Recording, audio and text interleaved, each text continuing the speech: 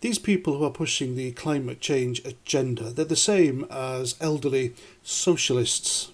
You know the type I'm talking about, people in their 50s, 60s, retired, they own their own homes, they've got sports cars, they have a gilt-edged pension, and they've done rather well thanks to the capitalist system, which made them wealthy. But now that these people are comfortable, well off, and need for nothing, they think everyone else should suffer through socialism. So basically everyone now has to queue for their bread, they're fine. And it's this hypocrisy I like pointing out, and it's the same with celebrity climate change alarmists, people like Deborah Meaden. Now if you don't know who Deborah Meaden is, she was one of the dragons on Dragon's Den, and that's it really. She's an entrepreneur, a multi-millionairess, and lived the good life. And she's had a spat with Unity News Network, if you don't know who they were. When I started out on YouTube, I remember I used to pop on the comment section and interact with them quite a lot, but then they were kicked off YouTube and they're on other platforms now. I think more prominently they're on Twitter. Now Deborah Meaden made an interview for BBC, no less, of course, where she said that time is running out to act on climate. And so Unity News Network, they simply pointed out her hypocrisy because she gave an interview to a publication last year where she listed her travel and basically a short rundown of where she's been. And she said, I quote, "I love London, but when I go to New York, I love it just as much. We spent a couple of days wandering around Mexico City. It's not the prettiest, but it's got some really interesting stuff." Deborah says she wants to go to the Pantanal in South America for its amazing wildlife. And then she says, "We've done a lot of travelling around Central and South America, but we want to go back and spend more time with the wildlife.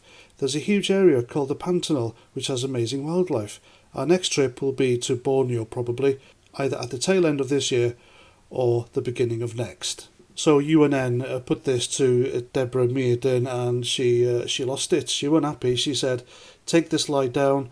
It's not hard to see. It was 2012 interview covering 25 years of travel. Find another to attack, but I won't take the lies," end quote.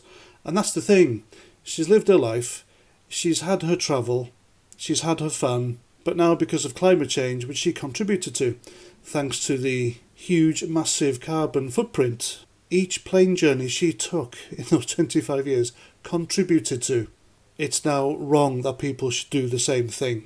And by the way, this is the same Deborah Meaden who once sat on a judging panel of a private jet awards competition. So you see, these people are hypocritical. They still jet around the world on their holidays and business trips and lectures telling us all how to live.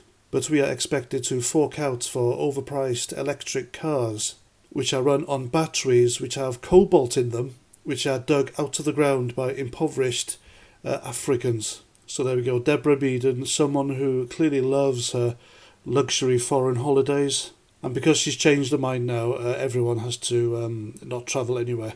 And I also back UNN's statement saying, a simple question for Deborah Meaden, does she stand to profits from green policies? If so, they should be fully exposed, as should all of those pushing policies impoverishing the country. And green policies do impoverish the country. They are expensive, unaffordable, which breaks the bank for working class people and the poor. And this whole climate agenda is just a massive vanity project, isn't it? Look how green I am, look how woke I am, look how virtuous I am. But some of us see through them, and they should always be called out for it. And there we go, that's my video, I hope you like. Please let me know what you think in the comments, and until the next time, Roger Trout.